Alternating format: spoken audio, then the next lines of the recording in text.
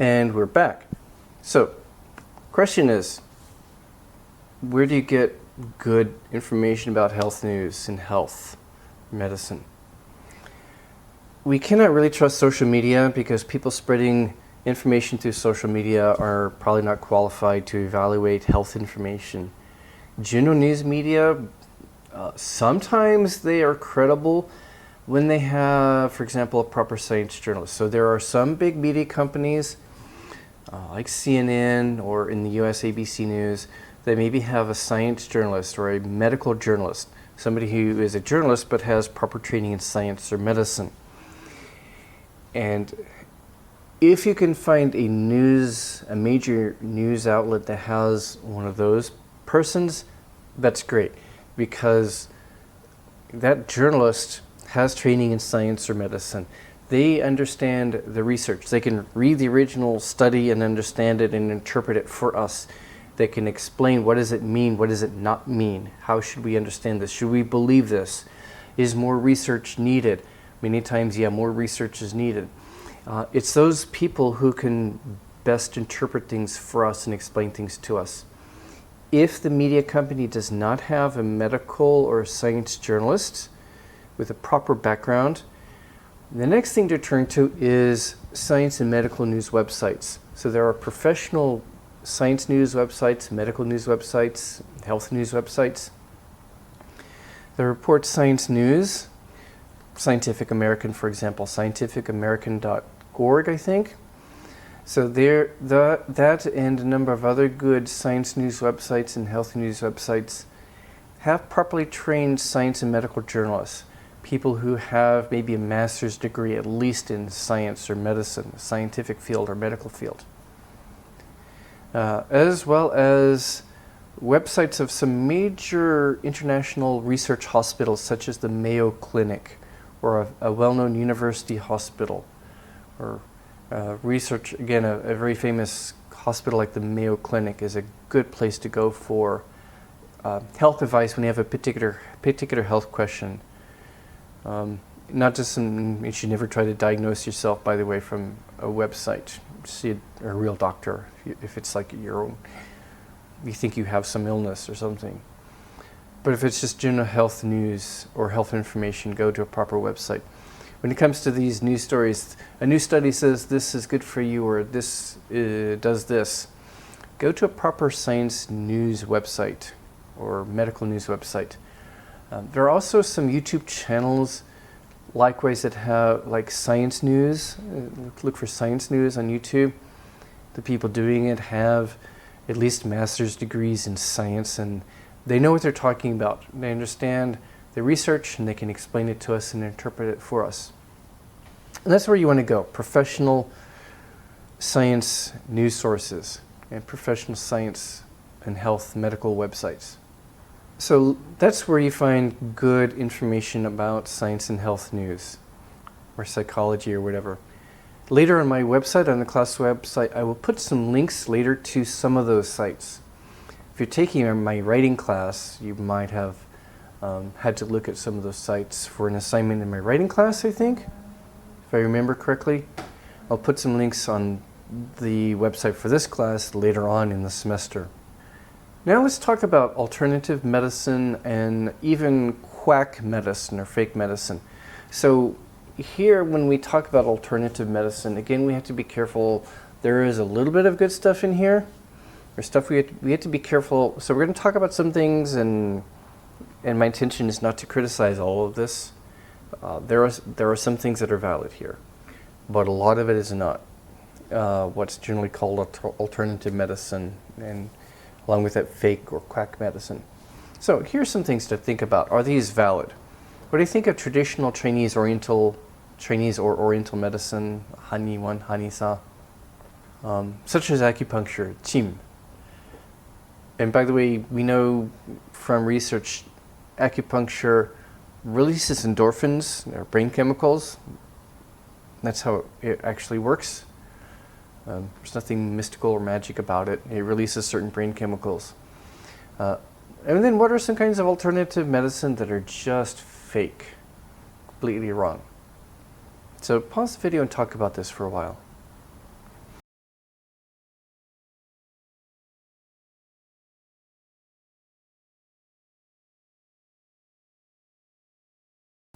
Okay, when it comes to general Oriental medicine, I think I'm not qualified to talk about it in general, so I'm not.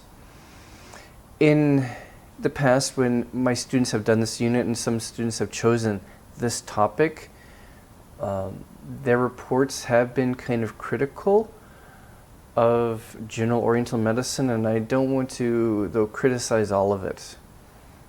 I'll leave it to you, actually. I'd like to hear from you and your thoughts on this. Because I think there are probably some benefits to some of it. And I think probably depends on what kind of medical condition you're talking about. So I'm going to be careful because I don't know.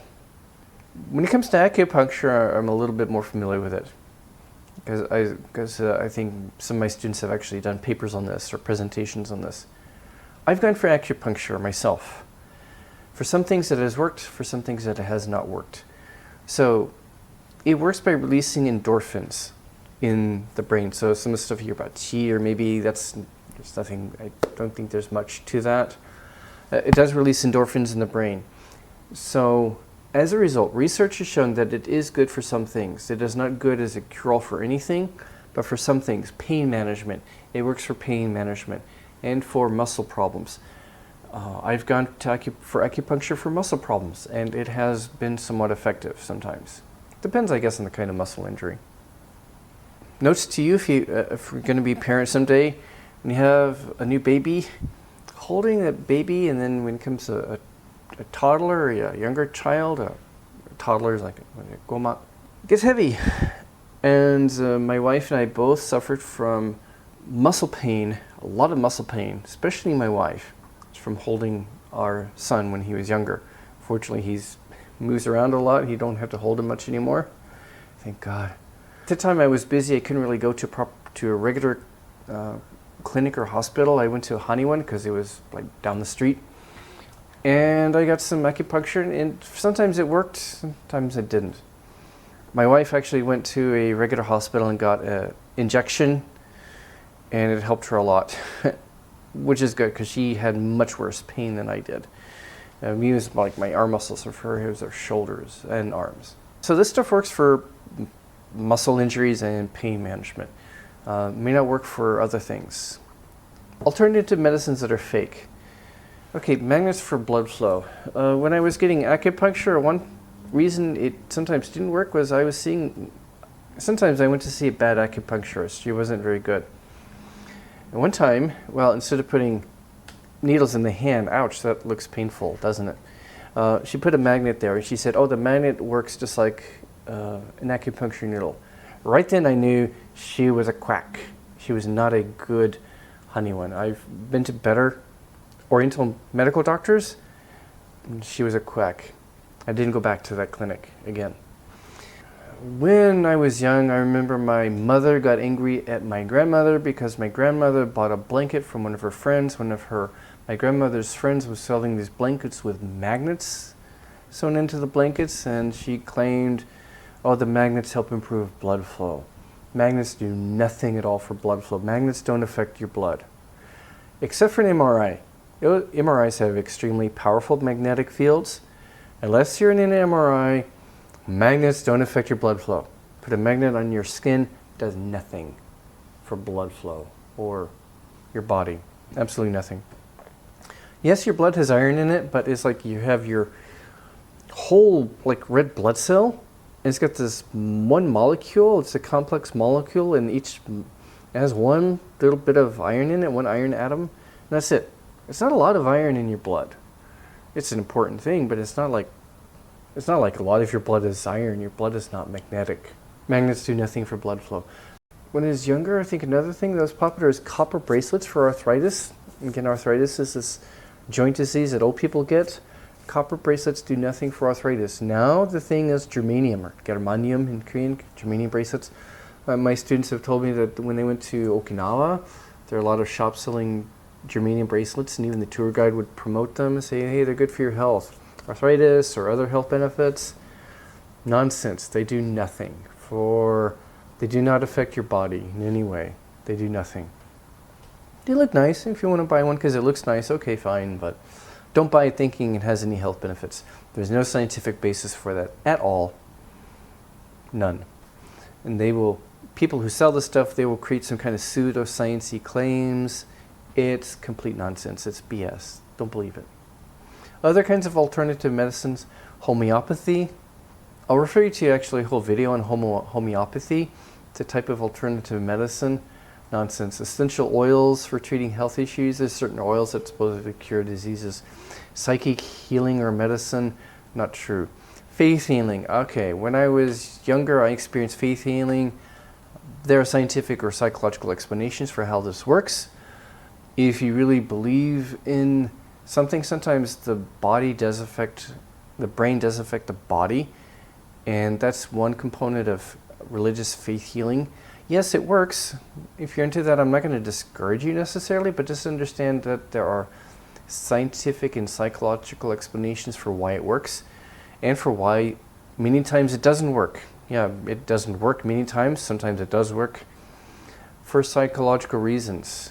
The brain can generate its own cure for emotional issues or some physical problems. The brain can generate its own cure. Likewise, a brain that's under a lot of stress can generate health problems. There is a class of health problems caused by stress, and it looks like a real physical symptom and real physical problems, and it's caused by stress. So there's some truth to that. Anti-vaccine myths, we'll probably talk about that more later. This started from somebody who published a fake study. There was a quack doctor in the UK who published a fake study. He made up data, he fabricated or made up data, claiming a link between vaccines and autism. And a lot of the claims made by the we call them anti-vaxxers, are false. It's based on pseudoscience. We're going to talk about this probably later on. They don't understand the science of how vaccines are made or how they work, and they present all kinds of false claims that have been disproven and debunked. And conversion therapy, supposedly to make gay people go straight. A lot of psychological research shows it doesn't work.